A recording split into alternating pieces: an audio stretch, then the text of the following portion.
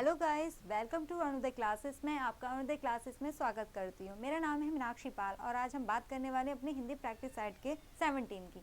इससे पहले आपके 16 मैंने प्रैक्टिस सेट करा दिए हैं। अगर वो क्लासेस आपने नहीं देखी तो वो सारी क्लासेस आप जाकर देख सकते हैं।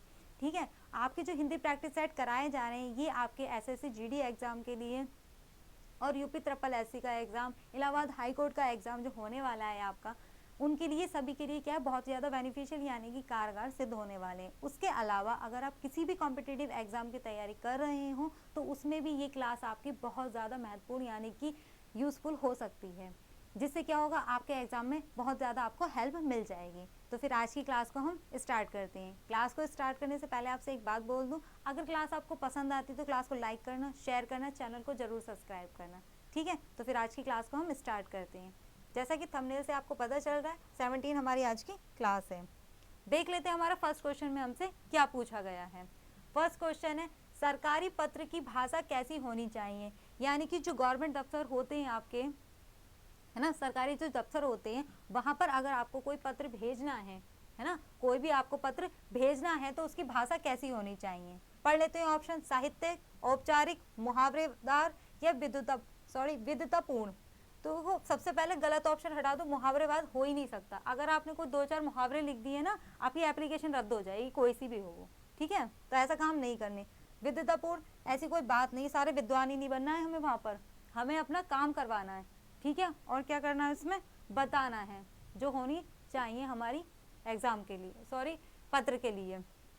फिर है बी आपकी औपचारिक, यानी कि जो फॉर्मल लेटर हम लिखते हैं किसी के लिए भी, बिल्कुल सिंपल तरीके से। फॉर्मल का मतलब ये होता है आपका एक नियम होना चाहिए, एक तरीका होना चाहिए किसी पत्र को लिखने का। फिर ए है आपका साहित्य, इसमें साहित्य थोड़ी ना लगाएंगे, माना हिंदी पढ़ रहे हैं, हिंदी में लिख रहे हैं, लेकिन सारा साहित्य का ज्ञान इसमें थोड़े ना लिख देंगे, तो यह तो आपका गलत हो गया। राइट आंसर है आपका बी, यानी कि औपचारिक, फॉर्मल लेटर हम लिखते हैं किसी भी सरकारी दफ्तर के लिए यानी कि सरकारी पत्र में। तो फर्स्ट का राइट आंसर क्या हो जाएगा आपका, बी हो जाएगा। बढ़ जाते हैं अपने नेक्स्ट क्वेश्चन की ओर। नेक्स्ट क्वेश्चन है, पुस्तक विक्रेता को लिखे गए पत्र में लिखने वाले के हस्ताक्षर के ऊपर क्या लिखा जाना चाहिए। यानी कि जो पुस्तक विक्रेता यानी कि जो आपके बुक सेलर होते हैं, उनको आपको एक पत्र लिखना है, तो जब उसके हस्ताक्षर किए जाएंगे वहां पर, तो हमें उसके ऊपर क्या लिखा जाना चाहिए। लिखते हैं ना, किसी में भव्य लिखते हैं, प्रिय लिखते हैं, जो भी होता है। फिर लिखा है इसमें, ऑप्शन पढ़ लेते हैं। विनीता, विनीता में तो देखो मित्रगण या किसी के बारे में जब लिखते हैं ना, तब उनके नेम लिखे जाते हैं। फिर आपका आज्ञाकारी, आपका आज्ञाकारी तो स्टूडेंट लिखता है, स्टूडेंट थोड़ी ना है। एक पुस्तक विक्रेता के लिए पत्र लिखा जा रहा है ना, ये भी नहीं होगा। ये अधिकतर शादी के कार्ड में देखना आप, मैंने देखा ना इसलिए मैं आपको बता रही हूँ। शादी के कार्ड में हमेशा नीचे की लाइन में होता है ना, विनित में मित्रगण वगैरह जो लिखा जाता है। फिर लिखा सुबेद जी, देखो शुभचिंतक थोड़ी ना है, जो शुभचिंतक के लिए आप ये लगाओगे। फिर डी आपका भव्य, यही आपका राइट आंसर हो जाएगा। भव्य लिखा जाएगा किसी पुस्तक विक्रेता के लिए या किसी को पत्र लिखने के लिए जब दिया जाता है। तो सेकंड का राइट आंसर क्या हो जाएगा आपका, डी हो जाएगा। बढ़ते हैं हम अपने नेक्स्ट क्वेश्चन की ओर। नेक्स्ट क्वेश्चन है, निम्न में से अशुद्ध शब्द कौन सा है। यानी कि 3 सही है, 1 गलत है, वो कौन सा है ये आपको देखना है। देख लेते हैं, परमार्थ, चरितार्थ, कृतार्थ या व्यर्थ। देखो यही आपका गलत है। कैसे गलत है वो भी मैं आपको बता दूं। इसमें लिखा है व्यर्थ, जबकि होता है व्यर्थ। कहते हैं ना, व्यर्थ की बातें ना करो, बेकार की बेफजूल की बातें ना करो, यही तो कहा जाता है। तो होता है व्यर्थ, व्यर्थ नहीं होता है। बाकी ये सब सही है आपके। तो थर्ड का राइट आंसर क्या हो जाएगा आपका, डी हो जाएगा। बढ़ते हैं अपने नेक्स्ट क्वेश्चन की ओर। नेक्स्ट क्वेश्चन है, शब्द शक्ति के कितने भेद हैं। यानी कि जो शब्द आप बोलते हैं उन शक्ति में कितने भेद होते हैं। देखो किसी किसी को पता होगा इसका राइट आंसर। इसका राइट आंसर है आपका 3 होते हैं। कौन कौन से होते हैं, अभिधा, आचरण और व्यंजना, ये 3 भेद होते हैं किसके, शब्द शक्ति के। नोट कर लेना अगर जिसको नहीं पता हो तो। 3 भेद होते हैं शब्द शक्ति के। ठीक है, तो 4 का राइट आंसर क्या हो गया आपका, बी हो जाएगा। बढ़ते हैं अपने नेक्स्ट क्वेश्चन की ओर। नेक्स्ट क्वेश्चन है, भाव को तीव्र करने वाली वस्तुओं, चेष्टाओं आदि को क्या कहा जाता है। यानी कि आपके मन को तीव्र करने वाली ऐसी कौन सी चीज है और उसे क्या कहा जाएगा। जैसे मान लो आप एग्जाम की तैयारी कर रहे हो, ऐसा होता है कभी कभी आपने स्टडी नहीं की, है ना, फिर आपको ध्यान आता है अरे मेरा एग्जाम है और मुझे पढ़ना है, तो वो कौन सी बात है, जो वो कौन सी आपकी तकलीफ है जो आपको प्रोत्साहित कर रही है आपको पढ़ाई करने के लिए, तो उसे क्या कहा जाता है, ये पूछा गया है। जिसके लिए आप मेहनत करते हो तो वो कौन सी बात उसको कहा जाएगा। उद्दीपन, शामक, आलंबन या आश्रय। आश्रय तो किसी को आश्रय देना होता है, आलंबन नहीं कहेंगे, शामक नहीं कहेंगे। शामक तो वो होती है जो मतलब किसी का दुख होता है और वो दब जाए, दमन कर दे वो अपनी इच्छाओं को, तो वो शामक कहलाएगा। और कभी कभी याद आ जाती है किसी बात की, तो आपका राइट आंसर है इसमें उद्दीपन। एक उद्दीपन ही होता है जो आपको पढ़ाई करने के लिए कहता है। आपके अंदर क्या है, जुनून है एक अपनी जॉब पाने के लिए, गवर्नमेंट जॉब पाने के लिए, इसके लिए आप दिन रात मेहनत करो, तो ये आपका उद्दीपन है। जॉब पाना आपका उद्दीपन है, अपने लक्ष्य को प्राप्त करना आपका उद्दीपन है, इसे उद्दीपन कहा जाएगा। जिससे क्या होता है, आप क्या होता है रात को 3 बजे पढ़ने बैठ जाते हो, कोई होगा जो मतलब उठकर रात को पढ़ने बैठ जाए अपनी नींद छोड़कर? कौन लोग करते हैं? बहुत सारी चीज़ों को त्याग कर देते हो आप लोग, पढ़ाई करते हो, टाइम देते हो। कभी कभी होता है अपने कुछ लोग अपने घर से दूर रहकर पढ़ाई कर रहे हैं, तो वो लोग क्या करते हैं, अपना घर छोड़ रहे हैं, अपने घर वालों को छोड़कर बाहर रह रहे हैं, तो वो सब क्या है, त्याग ही तो है।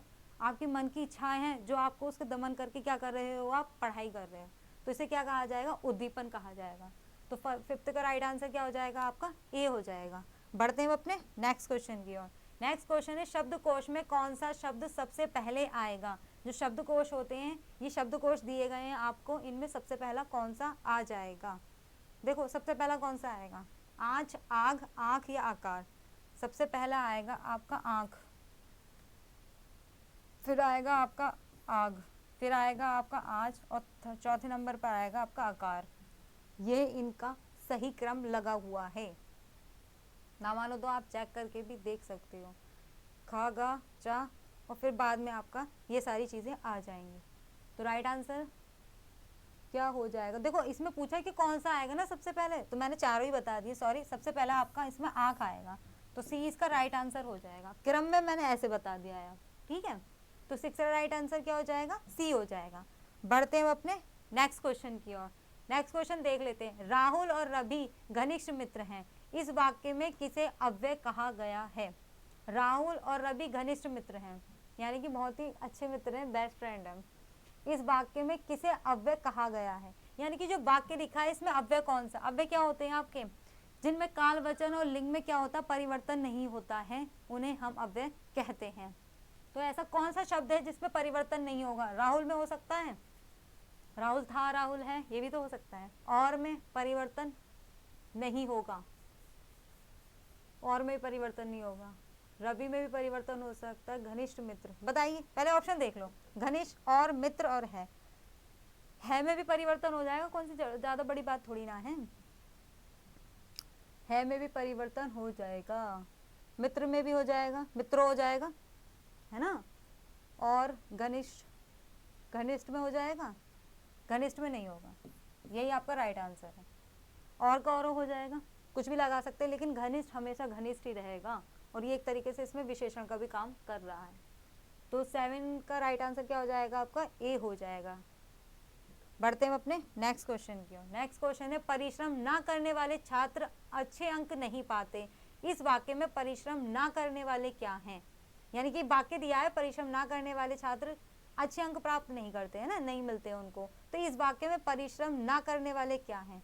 परिश्रम ना करने वाले को हम क्या कहेंगे, अव्यय, उपवाक्य, पदबंध या समासिक पद, क्या होगा इसका राइट आंसर। परिश्रम ना करने वाले, ये आपके पदबंध हैं, मेहनत ना करने वाला, परिश्रम ना करने वाला। तो 8 का राइट आंसर क्या हो जाएगा, सी हो जाएगा। बढ़ते हैं अपने नेक्स्ट क्वेश्चन की ओर। किस वाक्य में ना शब्द शेष 3 से भिन्न अर्थ में प्रयुक्त हुआ है। यानी कि आपको 4 ऑप्शन दिए हैं, इनमें से जो ना शब्द जुड़ा हुआ है, देखो ये है, ये और ये 3 से भिन्न अर्थ में प्रयुक्त हुआ है, यानी कि 3 तो एक ही रूप में है, ना शब्द यूज हुआ है, एक ही काम के लिए हो रहा है, लेकिन जो चौथा वाला है वो थोड़ा अलग काम के लिए हुआ है, तो वो किस लिए हुआ ये आपसे पूछा गया है। देख लेते हैं, मैं ना आ सकूंगा, यानी कि इसमें निगेटिव है, नहीं के लिए यूज हुआ है कि मैं नहीं आ सकूंगा, ना लिख दिया लेकिन है नहीं। फिर बी है, वह नहीं पढ़ता है ना लिखता है, वह ना नहीं तो पढ़ता है और ना ही लिखता है, ये ना भी किसके लिए, नहीं के लिए आ रहा है। सी है वाहन अंदर ना लाओ, यानी कि वाहन को अंदर या गाड़ी को अंदर नहीं लाओ, तो नहीं के लिए यूज हो रहा है। डी है तुम कल 10 बजे आओगे ना। देखो ये जो तीनों आपको दिख रहा है इसमें नहीं का प्रयोग के लिए हो रहा है, लेकिन जो डी है ना तुम कल 10 बजे आओगे ना, इसमें क्वेश्चन पूछा जा रहा है एक तरीके से कि तुम कल आओगे ना, क्वेश्चन ही तो पूछा जा रहा है, तो ये अलग तरीके के लिए डिनोट किया गया है इस ना को। और यही इन्होंने पूछा था कि शेष तीन में से भिन्न अर्थ प्रयुक्त हुआ है वो कौन सा है, तो आपका डी आंसर है। ठीक है, तो 9 का राइट आंसर डी हो जाएगा। बढ़ते हैं अपने नेक्स्ट क्वेश्चन की ओर। नेक्स्ट क्वेश्चन है 10 शब्दकोश में त्रा किस वर्ण के बाद आता है। शब्दकोश में त्रा, जो त्रा त्रिशूल होता है वर्णमाला में, वो किस वर्ण के बाद आता है। ता के बाद आता है, ता के बाद क्या आता है, ता तरबूज, था थर्मल, किस वर्ण के बाद में आता है, किसके बाद में आता है, तो ता वर्ग में यही तो अलग ही चला जाएगा। धा में, छा में, ज्ञा में, छा क्षत्रिय किस वर्ण के बाद आता है, छा क्षत्रिय त्रा त्रिशूल, सी छा क्षत्रिय के बाद में आता है त्रा त्रिशूल। किसी ने अगर छोटा बड़ा पढ़ रखा हो वो अच्छे से पकड़ कर लेगा इसको, वरना नहीं हो पाएगा, है ना। तो 10 का राइट आंसर क्या हो जाएगा आपका, सी हो जाएगा। बढ़ते हैं अपने नेक्स्ट क्वेश्चन की ओर। नेक्स्ट क्वेश्चन है 11 निम्नलिखित में से कौन सा शब्द हिंदी के विराम चिन्हों की कोटि में नहीं आता है। यानी कि जो चार आपको ऑप्शन दिए हैं इनमें से एक ऐसा गलत है जो नहीं आता है, किसमें, विराम चिन्हों में नहीं आता। कौन सा नहीं आता देख लेते हैं। फर्स्ट है कोष्टक, कोष्टक तो होता है ना, ऐसे तो बनाए जाते हैं कोष्टक, ये ऐसे बनाए जाते हैं। फिर है हंसपद, हंसपद वो होते हैं जब आपकी कोई चीज़ लिखनी रह जाती है तो आप हंसपद लगा के उसको लिख देते हो। अर्धविराम, अर्धविराम आपका ऐसे लगता है। युद्ध विराम, देखो युद्ध विराम नहीं होता कहीं, मैंने भी नहीं पढ़ा, अगर किसी ने पढ़ा हो तो बताना, फिलहाल होता ही नहीं है ये विराम चिन्ह में। तो यही हमारा राइट आंसर हो जाएगा क्योंकि इन्होंने यही पूछा था, नहीं आता है। तो 11 का राइट आंसर डी हो जाएगा। बढ़ते हैं अपने नेक्स्ट क्वेश्चन की ओर। नेक्स्ट क्वेश्चन है 12 प्रतिकूल शब्द में कौन सा उपसर्ग प्रयुक्त हुआ है। देखो मैंने आपको उपसर्ग जब कराए थे तो कई बार बताया, अगर आपको उपसर्ग नहीं आते हैं ना तो आप संधि विच्छेद करना सीख लो, आप उपसर्ग निकाल लोगे। उपसर्ग में क्या होता है, शुरू के किसी भी शब्द के शुरू में जुड़कर क्या होता है उसके अर्थ को परिवर्तन कर देते हैं। प्रतिकूल का कर लो आप संधि विच्छेद, प्रति प्लस कूल, तो प्रतिकूल हो जाएगा। ठीक है, तो जो प्रति है वो क्या है आपका, उपसर्ग हो जाएगा। देख लो प्रति कहाँ लिखा हुआ है, डी में लिखा हुआ है, यही आपका राइट आंसर हो जाएगा। प्रति प्लस कूल, प्रतिकूल में उपसर्ग हो जाएगा। 12 का राइट आंसर डी। बढ़ते अपने नेक्स्ट क्वेश्चन की ओर। नेक्स्ट क्वेश्चन है मेरे घर से आपका घर 5 किलोमीटर दूर है, इस वाक्य में घर से कौन सा कारक है। घर से यानी कि जो घर से शब्द लिखा हुआ है ना इसमें घर से कौन सा कारक लग रहा है। मान लो आपको कारक नहीं पता लेकिन जितने लिखे हैं उसका अर्थ निकाल सकते हैं ना। कर्ता ने कर्म को करण से, संप्रादन के, देखो करण से में भी, करण में भी से आ रहा है लेकिन इसमें करण ही नहीं दिए रखा तो हो ही नहीं सकता। कर्ता ने कर्म को आ रहा है कर्म में, कर्ता ने कर्म को करण से, संप्रादन के लिए, आपादान से अलग, से अलग, से अलग। जब कोई चीज अलग होती है तब वहां अपादान कारक आता है, यही आपका राइट आंसर है। कैसे, एक बार और जान लो। देखो घर से आपका घर, मतलब मेरे घर से आपका घर 5 किलोमीटर दूर है तो वो क्या अलग ही तो हो रहा है, 5 किलोमीटर का दायरा भी तो बन रहा है ना उससे, तो घर से है तो अलग बात होगी। तो अलग जब होता है तब क्या आता है आपका अपादान कारक इसमें आ जाता है। तो 13 का राइट आंसर सी हो जाएगा। बढ़ते अपने नेक्स्ट क्वेश्चन की ओर। नेक्स्ट क्वेश्चन है भाववाचक संज्ञा बनाइए, यानी कि भाववाचक संज्ञा बनानी है। लड़का लिखा है, इसे भाववाचक संज्ञा में बदलना है तो क्या हो जाएगा, लड़कापन, लड़काई, लड़कपन या लड़काईपन क्या होना चाहिए। कभी सुने ये शब्द, मैंने तो सुने नहीं है, किसी ने सुने तो बताना। राइट आंसर है आपका सी, लड़कपन। कहते हैं ना बचपन में इंसान क्या होता है, लाडला होता है, लड़कपन होता है उसके अंदर, बच्चों के अंदर, तो ये यूज होता है लड़के से, क्या लड़का शब्द से बन जाएगा आपका लड़कपन। 14 का राइट आंसर सी हो जाता है। बढ़ते हैं अपने नेक्स्ट क्वेश्चन की ओर। देखो क्लास अगर आपको पसंद आ रही हो तो क्लास को लाइक करना, शेयर करना और चैनल को जरूर सब्सक्राइब करना, ठीक है। और चैनल को सब्सक्राइब करने के बाद में आपको क्या करना, बेल आइकन को प्रेस करना ताकि जब भी क्लास हो तो आपको नोटिफिकेशन मिल जाए।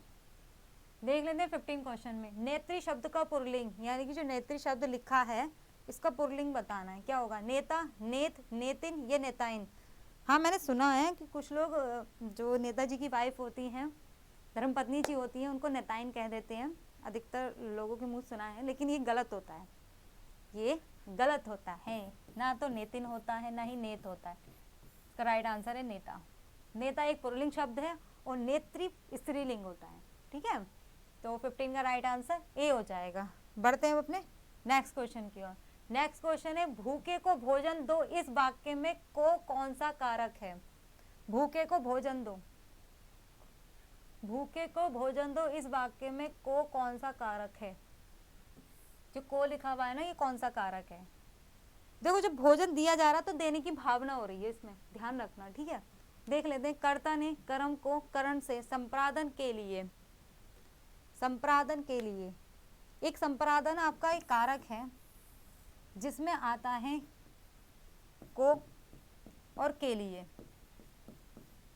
अभी मैं इसका एग्जांपल आपको बता देती हूँ। सॉरी, थोड़ा स्पीड में लिख दिया। के, सॉरी, को आएगा यहाँ में, क्या को और के लिए। देखो, को और के लिए जो होता है आपका संप्रदान के लिए आता है। राजा ने भिक्षुकों के लिए कंबल बांटे, के लिए। राजा ने भिक्षुकों को कंबल बांटे, बात तो एक ही है। के लिए और को बांटे हैं तो बात सेम ही होती है। इसमें भी सेम यही कंडीशन लिखी, भूखे को भोजन दो, यानी कि आपके देने की भावना है। तो भूखों को भोजन दो या भूखों के लिए भोजन दो, बात एक ही होती है। और ये किस में जाता है? आपका संप्रदान कारक में चला जाता है। ठीक है, तो 16 का राइट आंसर क्या हो जाएगा हमारा? सी हो जाता है। बढ़ते हैं अपने नेक्स्ट क्वेश्चन की ओर। नेक्स्ट क्वेश्चन है हमारा, निम्नलिखित शब्दों में से एक शब्द पुल्लिंग है, उसे बताइए। यानी कि 4 शब्द दिए हैं, 3 स्त्रीलिंग है, 1 पुल्लिंग है, आपको बताना है। बुढ़ापा, बुढ़ापा आता है या बुढ़ापी आती है? Sorry, I am very sorry. बुढ़ापा आता है या बुढ़ापा आती है? बुढ़ापा आता है। जड़ता, जाड़ा चढ़ता है, जड़ता। घटना, घटना घटित होती है, ये तो स्त्रीलिंग है। डी, दया, दया भी क्या है आपकी? स्त्रीलिंग है। सीआईडी वाले दया नहीं है ये, कभी इसे पुल्लिंग मानकर कर दो तो सीआईडी वाले दया नहीं है, स्त्रीलिंग है। यहाँ पे मनुष्य पे दया करनी चाहिए। तो इसका राइट आंसर क्या हो जाएगा? ए हो जाएगा, क्योंकि बुढ़ापा आता है, बुढ़ापा आती नहीं है। स्त्रीलिंग में भी अगर बुढ़ापा ही आएगा, कोई लेडी है उसे भी बुढ़ापा ही आएगा, और कोई जेंट्स है तब भी उसे बुढ़ापा ही आएगा। तो 17 का राइट आंसर ए हो जाता है। बढ़ते हैं अपने नेक्स्ट क्वेश्चन की ओर। गीदड़ का स्त्रीलिंग क्या होगा? स्त्रीलिंग बताना है। गीदड़नी, गीदड़नी या गीदड़ी या गीदड़िया। देखो, इसे अधिकतर बोल देते हैं कुछ लोग गिदड़िया, लेकिन इसका आंसर ये होगा नहीं। देखो, इसका राइट आंसर है आपका सी, गीदड़ी होता है गीदड़ का स्त्रीलिंग। तो 18 का राइट आंसर क्या हो जाएगा आपका? सी हो जाएगा। पता नहीं कैसे कैसे क्वेश्चन आए हैं। 19 देख लेते हैं। स्पर्शीय शब्दों को विलोम आर्थक बनाने के लिए किस उपसर्ग का प्रयोग करेंगे? यानी कि स्पर्शीय शब्द लिखा है, उसका हमें क्या बनाना है? इसका उल्टा बनाना है। विलोमार्थक का मतलब होता है उल्टा शब्द बनाना है। तो क्या बनेगा? पहले बताओ स्पर्श का मीनिंग क्या होता है? स्पर्श ये छोड़ो, स्पर्श का बताओ। स्पर्श का मतलब होता है छूना, माता पिता के चरण स्पर्श करो, सुना है ना? तो स्पर्श का क्या हो जाएगा उल्टा? निस्पर्श, अनुस्पर्श, आस्पर्श या कुस्पर्श? इसका राइट आंसर होगा आस्पर्श। अछूत किया जाता है ना किसी को, कहते हैं ये छूने योग्य नहीं है, आस्पर्शीय है। स्पर्श छूने योग्य, आस्पर्शीय छूने के योग्य नहीं है। तो 19 का राइट आंसर सी हो जाएगा। बढ़ते हैं अपने नेक्स्ट क्वेश्चन की ओर। 20, वह घर से बाहर गया, इस वाक्य में कौन सा कारक है? वह घर से बाहर गया, इस वाक्य में कौन सा कारक है? वह घर से बाहर गया, इसमें कौन सा कारक है? देख लेते हैं। वह घर से बाहर गया, इस वाक्य में कौन सा कारक है? कर्म है, कर्ता है, करण है या अपादान है? कौन सा होगा इसका राइट आंसर? वह घर से बाहर गया। अच्छा, एक बात बताओ, इसमें देखा वह घर से बाहर गया, यानी कि वो अलग हो रहा है ना, घर से बाहर जा रहा है, हिमालय से गंगा बह रही है, पेड़ से पत्ता टूट रहा हो, तो सब चीजें अलग ही रही हैं, है ना? हो तो सब चीजें अलग ही रही है ना। तो क्या हो जाएगा इसका राइट आंसर? बताओ। अलग का मैंने आपको एक ही ट्रिक बताई थी, अपादान कारक में ही अलग होते हैं। कर्म में नहीं होगा, कर्ता भी नहीं होगा, करण भी नहीं होगा। इसका राइट आंसर डी हो जाएगा, अपादान। क्योंकि वह घर से बाहर गया तो वो घर से अलग हो गया है। तो 20 का राइट आंसर डी। बढ़ते हैं अपने नेक्स्ट क्वेश्चन की ओर। नेक्स्ट क्वेश्चन है सर्वनाम के कितने प्रकार हैं? सर्वनाम के कितने प्रकार हैं बताइए। सर्वनाम तो सभी ने पढ़े होंगे, कितने प्रकार होते हैं? 6 प्रकार होते हैं सर्वनाम के। ये 6 तो प्रकार होते हैं। अगर किसी को पता है कि सर्वनाम के भेद कितने होते हैं तो प्लीज मुझे कमेंट सेक्शन में जरूर बताना। मैं ये पूछ रही हूँ कि सर्वनाम के भेद कितने होते हैं। प्रकार मुझे भी पता है 6 होते हैं। अगर किसी को पता है ना भेद कितने होते हैं तो प्लीज कमेंट सेक्शन में जरूर बताना। ये आपके लिए क्वेश्चन है। 21 हो गया। देख लेते हैं नेक्स्ट क्वेश्चन। मुझे किस प्रकार का सर्वनाम है, यानी कि जो मुझे शब्द लिखा है ना, ये किस प्रकार का सर्वनाम है, ये आपसे पूछा गया है। उत्तम पुरुष है, अन्य पुरुष है, मध्यम पुरुष है, ये इनमें से कोई भी नहीं है। देखो मुझे शब्द का मतलब होता है मुझसे, यानी कि स्वयं से। आपने ये पढ़े होंगे पुरुष जो होते हैं ये 3 ही होते हैं उत्तम पुरुष। उत्तम पुरुष में वो होता है जो इंसान बात करता है, ठीक है, तो वो उत्तम पुरुष कहलाता है। अन्य पुरुष कौन सा कहलाता है? जिसके बारे में बात होती है। मध्यम पुरुष जिससे हम बात करते हैं। तो जो उत्तम पुरुष कौन हो जाएगा? जैसे मैं हूँ, किसी से बात कर रही हूँ, मैं बात बता रही हूँ तो ये मेरे लिए आ जाएगा, मेरे लिए, स्वयं के लिए, मुझे। तो ये सब क्या है? आपके उत्तम पुरुष है। मुझे शब्द आपका उत्तम पुरुष है। अन्य पुरुष तो होता है ना वह, यह है, जिसके बारे में हम बात कर रहे हैं। मध्य पुरुष जिससे हम बात कर रहे हैं, जैसे तुम, आप, जो सामने बैठा है व्यक्ति। तो 22 का राइट आंसर ए हो जाएगा। बढ़ते हैं अपने नेक्स्ट क्वेश्चन की ओर। देख लेते हैं नेक्स्ट क्वेश्चन में क्या पूछा गया है। नेक्स्ट क्वेश्चन, निश्चयवाचक सर्वनाम कौन सा आता है? देखो इससे पता चला, अगर नहीं भी पता ना, ध्यान से इसका मीनिंग अर्थ निकाल लो। निश्चयवाचक का मतलब होता है जो बात निश्चित होती है ना। जैसे यह वह, ये मेरा घर है, ये बात निश्चित है। ये मेरा पेन है, ये बात निश्चित है। ये मेरी किताब है, ये बात भी निश्चित है। तो यही सब चीजें तो होती हैं जो बात क्लियर होती है। क्या क्या तो आपका प्रश्नवाचक में आ गया है ना, क्या शब्द तो आपका प्रश्नवाचक में आ गया। कुछ या निश्चयवाचक है, कुछ ही तो लिखा है, संज्ञा थोड़ी ना दी है, कुछ बताया थोड़ी ना है। कौन, ये भी आपका प्रश्नवाचक में चला जाएगा। यह शब्द है आपका किसमें? निश्चयवाचक है। ये मेरा घर है, ये मेरा पेन है, ये मेरी किताब है। ये तो होगा इसका राइट आंसर। तो 23 का राइट आंसर क्या हो जाएगा? डी हो जाएगा। बढ़ते हुए अपने नेक्स्ट क्वेश्चन की ओर। नेक्स्ट क्वेश्चन है, निम्नलिखित शब्दों में से कौन सा शब्द संज्ञा है? संज्ञा बतानी है। क्रुद्ध, क्रोध, क्रोधी, क्रोधित। देखो क्रोधित तो आपका विशेषण है, क्रोधी मतलब कोई व्यक्ति है। और क्रोध, क्रोधी और कुद्र, कुद्र तो होगा नहीं। क्रोध और क्रोधी जो इंसान होता है, तो ये भी विशेषता बता रहा है कि वह इंसान क्रोधी है, यानी क्रोधित है, गुस्से में है। लेकिन क्रोध शब्द जो है वो आपका संज्ञा, कौन सी संज्ञा है? ये भाववाचक संज्ञा है, क्योंकि क्रोध या गुस्सा दिखाई नहीं देता है, महसूस किया जाता है कि एक मनुष्य जो है वो गुस्सा है, ठीक है। तो ये किस में चला जाएगा? भाववाचक संज्ञा में चला जाएगा। 24 का राइट आंसर आपका बी हो जाता है। बढ़ते हैं अपने नेक्स्ट क्वेश्चन की ओर। नेक्स्ट क्वेश्चन है, अर्थ के विचार से संज्ञा के कितने प्रकार होते हैं? बताइए कितने प्रकार होते हैं संज्ञा के? देखो पढ़े तो सबने हैं, ऐसा तो है नहीं किसी ने नहीं पढ़े हैं। कितने होते हैं? 4 होते हैं, 5, 6, 7, कितने होते हैं मुझे भी नहीं पता, सॉरी 4 होते, 4 होते हैं। कौन कौन से होते हैं ये भी बता दीजिए। द्रव्यवाचक,